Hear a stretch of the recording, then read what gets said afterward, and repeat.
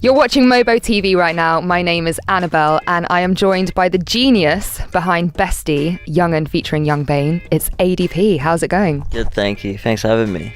Not at all. It's a pleasure to have you here. Now, obviously, Bestie is up for Best Song at the Mobo Awards this year. How do you feel about that? I mean, it's a great feeling, like watching the Mobos from years ago, like seeing everyone that I've looked up to over the years, being there, collecting awards, and now for myself to like have a song nominated for Best Song of all like categories. Yeah, it's a crazy feeling. Like, yeah, it's amazing. And I want to know the story behind the track from the very, very beginning, before anything was put down. Yeah. How did it start? Who did you call? Who called you? Go from the top. If I remember correctly, it was YUNGEN that called me just on a random evening, like, oh, what are you doing? I was like, nothing, I'm just sitting at the studio, like, twiddling my thumbs. He's like, oh, okay, cool, I'm gonna come see you.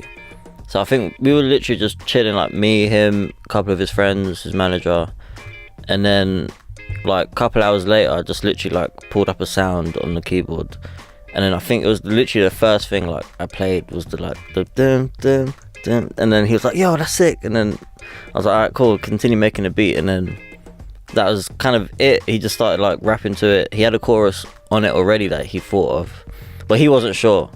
So then he was like, send me it without the chorus, I want to send it to Bane. And then literally like, I think an hour or so or something like that, Bane like sent one back, and it was Bestie. And they were like, yo, this is sick. So that was basically made overnight? Yeah, like a couple hours, like 2-3 hours. That's incredible. Wow, what a story. It was a fun evening, yeah. So take me back to the beginning of your career then. How did you first dabble in production? Just from like at home in my bedroom and stuff, like my brother's friends were like, one of them was a DJ and stuff, so I used to like see him DJing and hear his like mix CDs and like, this is like blowing my mind, like this is crazy. So I wanted to like DJ when I was like 15, 16, and then from there I just started like recreating like beats that I loved from like Mace beats or Timbaland's beats or Pharrell's beats in my bedroom, just figuring it all out, recreating songs that I loved that they made. And then I just like fell in love with it and just kept doing it, and then rest is history, I guess. And now here you are, Mobos, Mobo settings. How much of it would you say is self-taught, and did you ever go to music classes? I learnt piano, I think, for like 2 years when I was mad young. I think I must have been like 10 to 12, but I wanted to like play football and all this at the time. I wasn't even good, but I was just like, no, I don't want to play piano, I don't want to go off to school, whatever. Started like trying to play football, didn't work, and then I quit piano, but I always kind of remembered it. But then all the production stuff was self-taught, and then I just remembered all the piano stuff that I learned years ago and kind of put that into practice again. So it helped a lot, to be honest. And when did the name ADP come about? From literally when I was like 16. It was just my initials, basically. Okay. Yeah, I was trying to think of all these cool names. I was like, nah, not good with that. Just keep it simple. It's a very big moment for you at the moment. Am I right in thinking that you recently put out your first single as your own name, like under your own name? Yeah, so my single No Good For Me with Jeremiah and my good friend Ebenezer, put that out, I think a month ago it came out. Signed my deal with Polydor a year ago in October. Yeah, it's exciting. And you got a video as well. How was that? It was crazy to like have my own video shoots. I've been to people's video shoots, like Krypton Conan's videos, Youngen's videos, and just hanging around like doing nothing. But then to like walk into a place and there's like 200 people running around after, like all for me, I'm thinking, this is a bit crazy. I feel mad important. Can you get used to that lifestyle? I mean, yeah. I mean, it's not a bad life to me. It must be quite a change of scenery, going from being in the studio and then suddenly you're on set and you're surrounded by women who are painted gold. Yeah.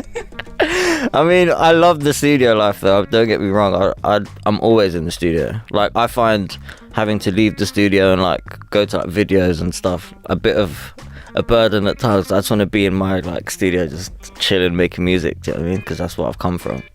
So what is your studio setup like?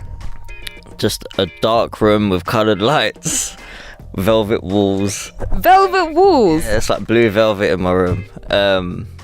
Yeah. And is that where you do all of your recording, or do you go from studio to studio sometimes? No, I try and stay in my place as much as I can. Sometimes I'll go out to other places, but more time I'm in my place where I'm comfortable. That's where the vibe is. So what has been a highlight of your career so far, would you say? I would say this Bestie moment and putting my first single out, because like Freak of the Week with Krypton Cannon was an amazing time, but Bestie meant something a lot more because it was so organic, do you know what I mean? And it wasn't planned, like nothing. So yeah, it's got a special place in your heart. Yeah. And how about in terms of the struggle? Of course, we've got to address that in music always. Yeah. What have been some of the obstacles that you've had to overcome in the past? I mean, a big one, like people kind of looking past your talent in music because you haven't had any like success at that point, even though you've been doing the same kind of stuff over the last few years, but they kind of just slept on you for a while, do you know what I mean? And you're trying to kick the door down, no one's trying to like bring you in, and then yeah, you kind of got to make it work yourself. So yeah. So when was the first sort of moment that you realised that people were taking you seriously and you're like, okay, this is not a game anymore, finally people are noticing the talent here? Yeah. I think when after me and Krypton Cannon done the Young Kings mixtape, and that kind of charted like top 20 or whatever, I think it went top 20, got like a Guinness World Record for it and stuff. And then when they got their record deal with Virgin, I got my publishing deal with BMG, and then from there kind of everything started kicking into place. Like, okay, he's actually about what he does, you know what I mean? Power moves right there. So next year the Mobo Awards are bringing back the Best Producer category. How do you feel about that? I mean, they've needed that for a while, do you know what I mean? But yeah. You coming for it? As long as I'm nominated, you know what I mean? I'm there. And I've also seen recently that you have some tracks on Chris Brown's new album. Yes. That was crazy, like Michael Jackson of our generation. Like, it came about so random as well. Like, just me and like one of my friends, Dakums, I work with a lot. He had like a link with that project. So we just started making a couple songs, sent it over, and then literally we got the call like the same day that we sent the songs. Can you send the files, Chris? Can I cut the songs today? And then it was like a waiting game, like 2 years of waiting.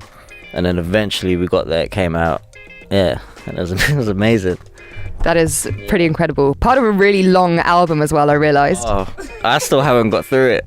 I'm still trying to sit and kind of take it all in, but you're on it though, that's all that counts. Yeah. And I have to ask, because obviously I've heard a whole bunch of your tracks, who is the lady behind the ADP tag? Who is it? What's the secret? That is funny. Basically, it's a girl that I met at my old studio. I think she was a friend of one of my friends, and we used to have parties on Fridays and stuff, weekends. And then she's Moroccan but like French, and she had like the French accent. So I was like, I heard a Trey song, I think it was a Trey Songz Foreign remix of Justin Bieber, and at the start there's a French girl saying some stuff. I was like, this sounds amazing, I need that, because I didn't have like a tag, and I was like, I need a tag now. So I literally just called her and said, oh, can you just say some like stuff in French? And then she sent like some voice notes to me on the phone, and then I just put it into like the computer and like just chopped it all up. Yeah, that's that basically. I love it. It's so good. It's so official. It's like, yes, I'm listening to an ADP track. This is happening. So what advice would you give to other aspiring producers in the game? Just don't give up. Don't like let people like make you feel that you're not as good as you know or feel you are. Do you know what I mean? And don't ever feel like you are like already like some amazing dude. Like, don't be arrogant, don't have an ego, just stay grounded, stay humble, like just keep working. Like, you're only as good as your last song, do you know what I mean? Like, you could have a massive hit, next time you don't have anything like you've forgotten about, so just keep working. Pearls of wisdom right there. Listen closely. So with your first releases as ADP, you had Ebenezer, an upcoming UK artist, and then you had Jeremiah, a big name in the States, which I think is a really good blend of the newcomers and then the people who are big names already. but who is a dream collaboration for you if you could jump in the studio with anyone? I mean, like, if I could leave right here and go to a studio session for my own record, probably like Travis Scott, Lil Uzi Vert, all three Amigos, and maybe like Kendrick. Yeah, that'd be like the dream. That's greedy, but we all want to see it, so make it happen. Pray. And finally, what is next for ADP? I feel like 2018 is going to be a huge year for you. For myself, a couple more singles, get to the album, and then I've got a couple big things coming on other people's projects that I think people won't expect. But yeah, don't know when it comes out. I can't really speak on it yet, but yeah. Well, we're looking forward to it. Best of luck with the awards, and we shall see you there. Yeah.